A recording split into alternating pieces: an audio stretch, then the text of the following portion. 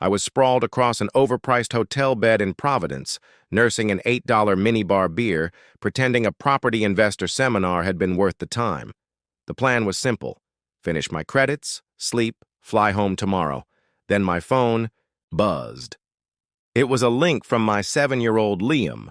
I figured it was dinosaurs or Legos. I tapped it. Instead, a live stream opened.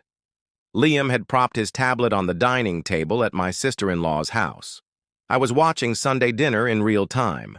Front and center, Harper, wine in hand, voice loud. My sister married a desperate failure. He couldn't make it in nursing school, so now he plays real estate like it's a career. Laughter. A full chorus. My wife, Clara, laughed too. Her parents laughed the loudest. I stared at the screen, stunned. 5 years. 5 years of paying. Harper's medical bills. 5 years of 60-hour weeks. 5 years of pausing my own life. Over $121,000 documented to the cent, all so she could walk, sleep, and live without agony, and that was the punchline. Something snapped. You can't unhear your family calling you a failure. You can't unsee your wife nodding along. I drove home at dawn. How I became the failure who paid for everything 5 years earlier, I'd been halfway through nursing school. Solid grades, a plan. Then Harper collapsed at work. The diagnosis, aggressive rheumatoid arthritis. The costs, brutal. Clara asked if we could help for a little while. I quit the program, pivoted to real estate for the flexible hours and bigger checks, and built a business from zero. Insurance premiums, specialists, biologics with price tags that looked like phone numbers, home equipment, physical therapy. I kept every receipt. Not to hold over anyone's head, but because that's what you do when you're drowning and trying. To stay honest. I told myself family loyalty mattered. I told myself gratitude was understood. The live stream told me I was wrong. The line in the sand first stop after school pickup was my office. Liam climbed in the truck, worried. Did I do something bad, Dad, with the tablet? No, I said. You showed me the truth. At home, I pulled out the binder. 5 years of payments, all labeled, all real. Liam flipped through the pages, eyes wide. That's a lot of papers. It's a lot of sacrifice. The next morning at 7 a.m., I called Harper's insurer. Remove me as guarantor. Deductibles would rise. Co-pays would jump. The rep read the script. I said, proceed. Then I wrote one email to Clara's entire family. I attached the spreadsheet. Effective today, I'm no longer the guarantor on Harper's plan. Attached is the $121,347 I've paid these past 5 years while postponing my nursing career. I won't fund someone who calls me a desperate failure behind my back. Please plan accordingly. Send. Phones lit up. Disappointed texts. Family first. You're creating drama. A few brave souls said we had no idea. I blocked the rest. Parking lot theater. 3 days later, Harper and Clara were waiting beside my truck after a showing. You've ruined my life, Harper said, cane forward, voice booming. My premiums doubled. My meds changed. You can't do this. I'm family. For 5 years I did, I said. In return, you called me a failure in front of my son. Clara tried to smooth it over. She didn't mean it. She meant every word. I reached for the door. I'm done. Where's your loyalty? Harper shouted. Loyalty runs both ways. I drove off.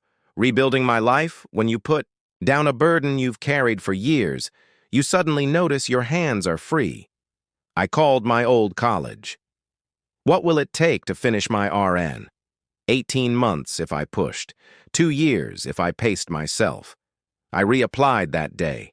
I hired a part-time assistant, Kelsey, to keep my real estate business running while I studied. She organized everything, screened out time wasters, and turned my chaos into a system. Evenings changed. Instead of cost triage for someone else's bills, I cooked with Liam, failed bravely at homemade pizza, and slept. The constant hum of anxiety faded. For the first time in years, I could hear myself think. The award and the hospital. 2 months later, my broker emailed, "You won the Boston Real Estate Resilience Award. Black tie optional, pride mandatory." At the ceremony, while they poured coffee and cut rubber chicken, my phone buzzed. Clara's uncle. "Harper's in the ER. Medication reaction. You need to come now." "Is she stable?" "Yes, but I'll come after the event." Silence. Then disbelief.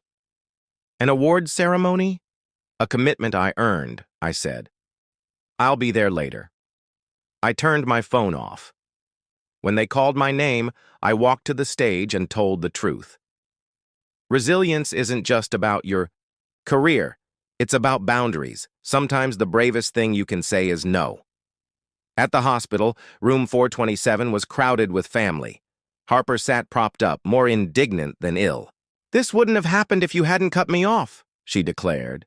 I showed Greg, her uncle, the live stream clip, the laughter, the insult, the performance. "Oh," he said quietly. "Oh, Harper." I set my new trophy on her bedside table. The plaque caught the fluorescent light. "While you were here, I was being honored for keeping a business alive under pressure. Pressure I took on to pay your bills. That ended when you made me the joke." The room went still. "I hope you feel better," I said at the door, "and I hope you learn to value the people who show up before you lose them." For once, Harper had nothing to say. Forward, not back. 3 months later, I was in white scrubs, name stitched above the pocket, student nurse, Mrs. Rodriguez, clinical. "Legend eyebrow of doom. Watch me place an IV on the first try." "Better," she said. From her, that was a parade. Kelsey closed a Beacon Hill condo and a Newton colonial. We shifted to quality over quantity. Every commission no longer felt like a bandage on someone else's crisis. It was fuel for our future. Greg called. "I owe you an apology," he said. "I did the math. I saw the video. I get it now."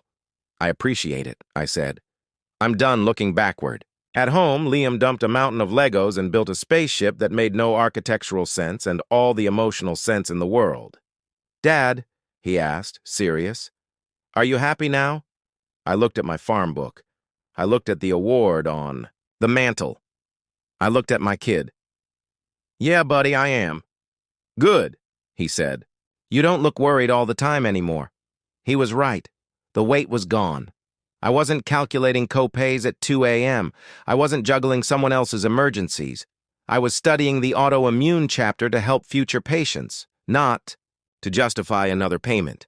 I was growing a business that worked for our life, not against it. And I was raising a kid who knew the difference between love and obligation.